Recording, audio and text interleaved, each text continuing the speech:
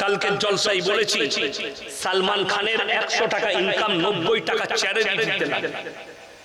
কিন্তু মুশরিক নাম মুসলমান হতে পারে কিন্তু মুশরিক হয়ে বসে আছে। কেন?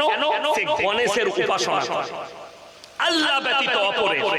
তাই তার এই দান, এই মেহনত এর বদলা আল্লাহ দুনিয়াতেই দিবে, আখিরাতে কিচ্ছু নাই। আমাদের সমাজে কিছু লোক আছে নামাজ পড়ে কি বলে, আবে আমি নামাজ না পড়তে পারি গ্রামের মধ্যে আমি তো সব থেকে ভালো লোক।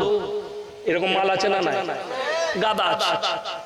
তারা বলে চায়ের দোকানে আমি নামাজ রোজা না করতে পারি কিন্তু আমার মতো ভালো লোক গ্রামে পাবি না, এলাকায় পাবি না। সত্যিকারই তাই। লোক জিনা করে না, লোক বলাৎকার করে না, লোক খারাপ কাজ করে না, মেরে নেয় না, হারাম খায় না, চুরি করে না, সব দিক ঠিক আছে, নামাজ রোজা করে না। অথচ রাসূল আকরাম সাল্লাল্লাহু আলাইহি সাল্লামের হাদিস, যার নামাজ নাই তার কাছে ইসলাম নাই। রাসূলের হাদিস। সবাই হাত তুলে বলুন তো আজ থেকে ফজর থেকে নামাজ পড়বো ইনশাআল্লাহ। হাত তুলেন সকলে জোরে বলুন ইনশাআল্লাহ। নামাজ কেউ কাজা করবে না। এই মুসলমানদের দোষ কি জানেন? অনেকজন বলে বে ইনশাআল্লাহ বলিস না, ফেরে পড়ে যাবি। ওই জন্য অনেকজন ভয়ে বলতে চাইছে যদি ফজর থেকে নামাজ পড়তে হয়, আরে ইনশাআল্লাহ বলো, ওয়াদা করো, আল্লাহ কবুল করে নিবে তোমার ইনশাআল্লাহ বলাকে। তোমার দুনিয়াও কামিয়াব, আখিরাতও কামিয়াব। শুনেলেন, কিয়ামতের দিনে দুটো রাস্তা হবে, একটা জান্নাতীদের, একটা জাহান্নামীদের। জাহান্নামীরা যখন হেঁটে হেঁটে জাহান্নামের পথে প্রবেশ করবে, জান্নাতীরা উত্তর প্রশ্ন ছুড়ে দিবে, কি বলে? ফি জান্নাতি ইয়াতাসাআলুনা আনিল মুজরিমিনা মা সালাকাকুম ফি সাকার। তোমরা কেন সাকার নামক জাহান্নামে প্রবেশ করছো? তোমরা বলতে আমরা পাড়ার ভালো লোক, তোমরা বলতে আমরা ভালো মানুষ, আজকে কেন তোমরা জাহান্নামে যাচ্ছ? তাদের এক নম্বর উত্তর হবে ক্বালু লাম নাকু মিনাল মুসাল্লিন, আমরা নামাজি মুসল্লিদের মধ্যে ছিলাম না, তাই আল্লাহ আমাদেরকে জাহান্নামে পাঠিয়েছে। ওয়ালাম নাকু নুতিমুল মিসকিন, আর আমরা মিসকিনকে খানা খাওয়াইতাম না, তাই আল্লাহ আমাদেরকে জাহান্নামে পাঠিয়েছে। ওয়া কুননা নাকুদু মাআল কাঈদিন। এটা বড় প্যাথেটিক, ভালো করে শুনবেন। যারা বেনামাজি আছেন, বেদাড়ি আছেন, যারা নামাজ পড়েন না, অথচ দাড়ি টুপি নামাজি মুসল্লিদিকে দেখে হাসি ঠাট্টা বিদ্রুপ করেন, তাদের উদ্দেশ্যে বলছি কিয়ামতের দিনে তারা বলবে দাড়ি টুপি নামাজি মুসল্লিদের মজাক উড়াতাম, আল্লাহ তাই জাহান্নামে পাঠিয়েছে। ওয়া কুননা নুকাজ্জিবু বিয়াউমিদ্দিন, আর আমরা বিচারের দিবসকে মিথ্যা বলে মনে করিতাম, তাই আল্লাহ জাহান্নামে পাঠিয়েছে। আমার ভাই, কোরআনে আছে ইন্নাস সালাতা তানহা আনিল ফাহশাই ওয়াল মুনকার। নিশ্চয়ই নামাজ এমন একটা ইবাদত, মানুষ যখন নামাজ পড়ে আস্তে আস্তে তাকে খারাপ কাজ থেকে সরিয়ে ভালো কাজের দিকে নিয়ে যায়। বিসমিল্লাহ, আলহামদুলিল্লাহ। ওই জন্য প্রত্যেকটা মুসলমান ভাই, নরনারীর কর্তব্য হচ্ছে 5 ওয়াক্তের নামাজি হওয়া। পৃথিবীর কে কি বললো জানি না, বেঈমান কাফেররা এমন জাল ছুঁড়েছে আপনি বাঁচতে পারবেন, জালের মধ্যে আপনাকে ফাঁসিয়ে ফেলেছে। তাদের মিশন হচ্ছে এদের যুবক যুবতীদিকে পশ্চিমী দুনিয়ার মতো নোংরা জঘন্য করে দাও। এদের কাছে এমন একটা জায়গা ঢুকিয়ে দাও, জায়গায় ঢুকাও, এরা যেন মডেলিং এর যুগ বলে পাপগুলো করে। রাসূল সাল্লাল্লাহু আলাইহি সাল্লাম বলেছেন, এ আমার সাহাবীরা শোনো, কিয়ামতের পূর্বে পরবর্তী যুগে বর্বরতার যুগের পাপগুলো মডেলিং হয়ে এসে দাঁড়িয়ে যাবে। আজকে যেটা মডেলিং শুনেলেন, আমাদের দেশের শিক্ষিতরা জ্ঞানীরা যেটাকে মডেলিং মনে করছে, সেটার নাম হচ্ছে সমকামী। শিক্ষিত যুবক যুবতীরা এরা সমকামীতে লিপ্ত। হাজার হাজার মুসলমানের যুবক শিক্ষিত জ্ঞানী গুণী টাকাওয়ালা, তাদের রাত কাটছেন নাইট ক্লাব, মদের ফোয়ারায়। জানেন, অনেক জনের মনে মনে হবে এই যে 5 স্টার হোটেল দেখছি, এই যে দেহ ব্যবসার কারখানাগুলো দেখছি, বড় বড় হোটেল যেখানে মদের ফোয়ারা চলে, এইগুলো কি নবীজির জামানায় ছিল? কথা বলে না। আপনারা ওই জন্য বলছি, বাংলা মানে কোরআন বেরিয়েছে না বেরিয়েছে, বাংলা হাদিস বেরিয়েছে না বেরিয়েছে, কিন্তু আপনি কিনবেন না। যদি কিনতেন, আপনি যদি বুখারী, তিরমিজি, আবু দাউদ, ইবনে মাজাহ, নাসাঈ শরীফ এই হাদিসগুলো যদি আপনার বাড়িতে থাকতো আর আপনার যদি ঘাটা থাকতো, তাহলে আপনি এই কথা বলতেন না। নবীজির জামানায় ছিল হাম্মাম। কি নাম ছিল বললাম? হাম্মাম। সেটার তাবদীল মানে সেটার পরিবর্তনের নাম হচ্ছে 5 স্টার হোটেল। নবীজির জামানায় হাম্মাম মানে নর্তকীরা ডান্স করত আর চারিদিকে লোকরা বসে মদের ফোয়ারা খেলতো, বেঈমান কাফের। সেটার নাম ছিল হাম্মাম। সেটা তাবদীল হচ্ছে 5 স্টার হোটেল। আমার ভাই, হে আমার যুবক, ঈমানকে এমন মজবুত করো, বেঈমান কাফেররা এই মোবাইলের ভেতরে আপনার ঈমানকে ধ্বংস করছে। তাদের নারীরা অবাধে ন্যাংটো ফটো ছাড়ছে মোবাইলে, ফেসবুক, টুইটার আর ইউটিউব, তাদের মেয়েদিকে উলঙ্গ করে দিয়েছে, যাতে মুসলমান যুবক যুবতীদের ঈমান নষ্ট হয়ে যায়। এরা যেন মডেলিং বলে এগুলোকে অ্যাকসেপ্ট করে নেয়। আজকে আমাদের যুবক যুবতীরা এইগুলোকে অ্যাকসেপ্ট করে নিচ্ছে মডেলিং বলে। আপনি জিজ্ঞেস করুন, কিছু শিক্ষিত লোক বলছে, আরে মৌলবীরা তো মুখে দাড়ি রেখেছে, নামাজ পড়ছে, ওরা পুরনো যুগের লোক, ওরা কি জানে, এখন তো মডেলিং এর যুগ। ওই জন্য আমার মেয়ে ছোট পোশাক পরবে, আমার মেয়ে ছোট পোশাক পরিচ্ছদ পরে চলবে। শুনে নাও, ছোট পোশাক পরাটা যদি মডেলিং হয়, তুমি মাথায় রাখবে তোমার এলাকায় সবথেকে বড় মডেলিং হচ্ছে তোমার এলাকার কুত্তাগুলো, যারা কোনো পোশাকই পরে না, যারা কোনো পোশাকই পরে না।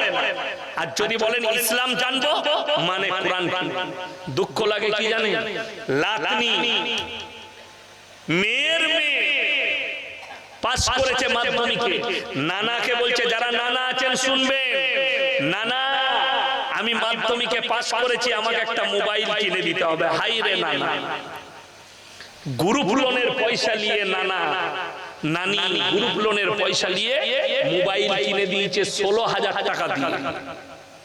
একটা কোরআন শরীফ মানে কোরআন শরীফ ভালো মানে কোরআন শরীফের দাম কত? 500। কত বললাম? এটা খুব ভালো কোরআনের দাম বললাম। 500 টাকার কোরআনটা যদি তোমার লাতনিকে কিনে দিতে আর বলতে এটা রোজ পড়বি, তোমার লাতনি আদর্শবান হতো। মোবাইল কিনে দিয়েছো, তোমার লাতনি প্রত্যেকদিন রাতের বেলায় জিনা করছে মোবাইলের দ্বারা। এটা পাপী শুধু সে নয়, তার নানা নানি যারা কিনে দিয়েছে ভালোবেসে, সেই পাপের ভার তাদের মাথাতে উঠাচ্ছে। আপনি ভেবে দেখুন, আমরা বক্তা, আমাদের কাছে পয়সা নেই। আমার বড় মেয়ে ক্লাস 8-এ পড়ে, কি মনে হয় তাকে আমি কত দামি মোবাইল কিনে দিতে পারি? সব গেলে পারি না? পারি। আমার যদি ইচ্ছা যায়, আমার মেয়ে যদি আমার শখ হয়, আমি তাকে আইফোন 15 কিনে দিতে পারি 1 লাখ টাকা।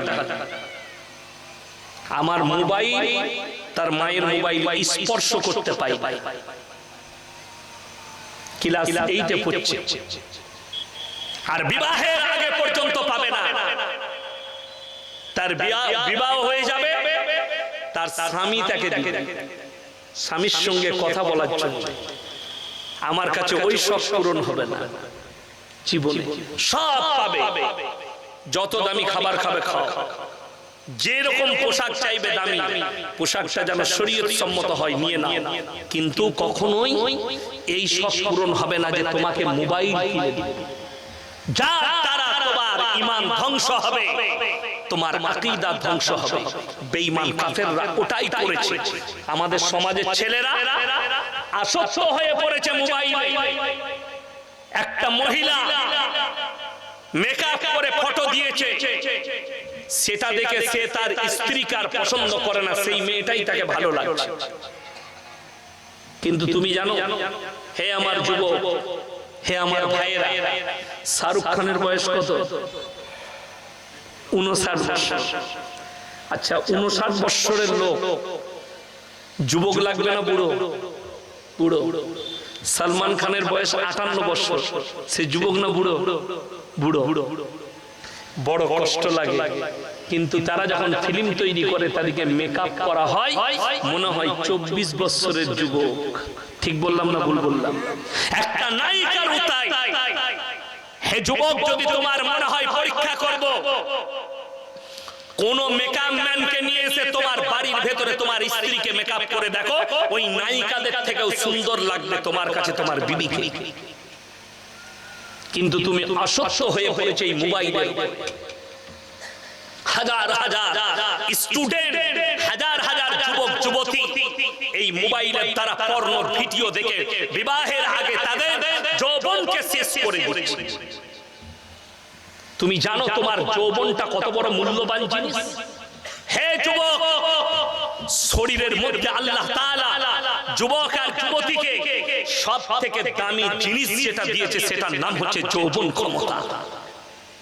তোমার একটা হাত যদি না থাকে কোনো যায় আসে না, কিন্তু তোমার যদি বিবাহের পরে যৌবন ক্ষমতা হারিয়ে যায়, তোমার স্ত্রীকে জিনায় লিপ্ত হতে হবে। তোমার হুঁশ আছে? তুমি হস্তমৈথুন করে তোমার জীবনকে পণ্য করে দিচ্ছ, তোমার যৌবনকে ধ্বংস করে দিচ্ছ। তুমি বিবাহের আগে জিনায় লিপ্ত হয়ে তোমার যৌবনকে ধ্বংস করে দিচ্ছ। আর করাচ্ছে কারা? বেঈমান আর কাফেররা। তারা আপনার পেছনে লেগেছে পশ্চিমী দুনিয়া। যারা ভাবছেন আপনাদের কাছে আছে কি এই মাদ্রাসা, এই কোরআন, এই হাদিস, এই মৌলবি, আল্লাহর কসম খেয়ে বলে যাচ্ছে আমেরিকার কাছে টেকনোলজি আছে, পশ্চিমী দুনিয়ার কাছে টেকনোলজি আছে, তাদের কাছে আপনার সায়েন্স আছে, তাদের কাছে নাসা আছে, তাদের কাছে প্রযুক্তি আছে। আল্লাহর কসম খেয়ে বলছে আমাদের কাছে যে দৌলতটা আছে সেটা হচ্ছে ঈমানের দৌলত।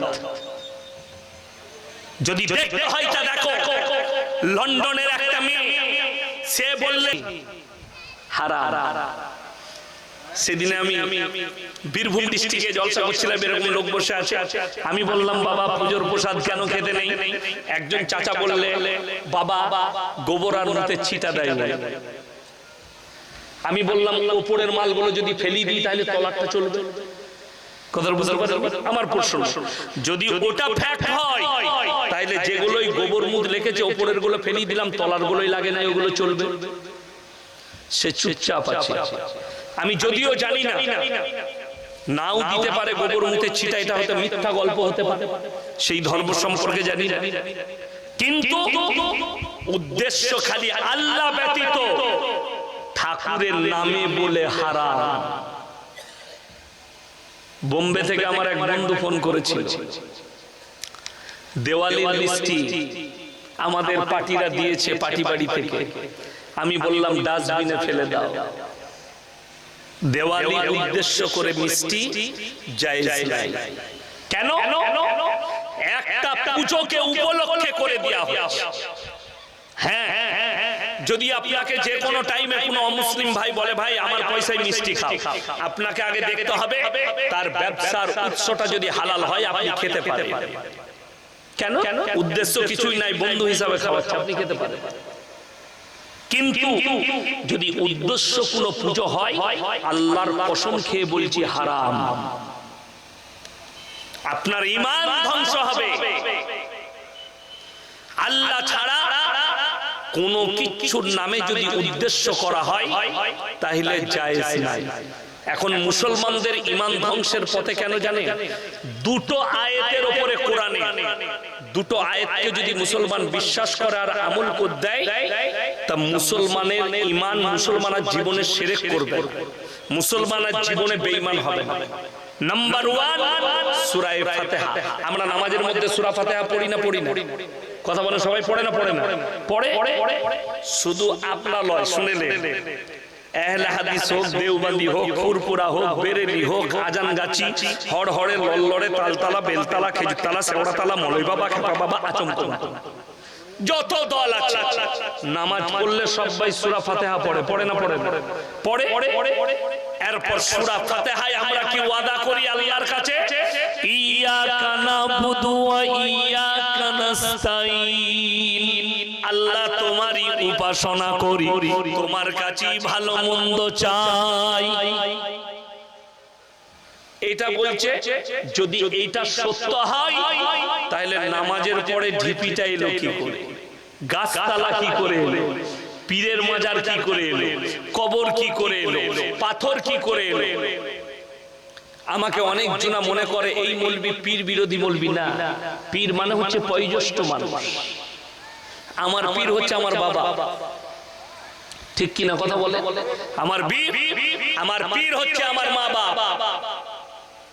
বড় কষ্ট লাগে আমাকে। বীরভূমে একটা ছেলে বলছে ফোন করে, তুমি দোতলায় উঠলে কি দিয়ে উঠো? আমি তো সিঁড়ি দিয়ে চাপি, আমার বাড়িতে সিঁড়ি আছে, মাদ্রাসায় সিঁড়ি আছে। বলছে যেমন সিঁড়ি ব্যবহার করছো দোতলায় চাপার জন্য, সেরকম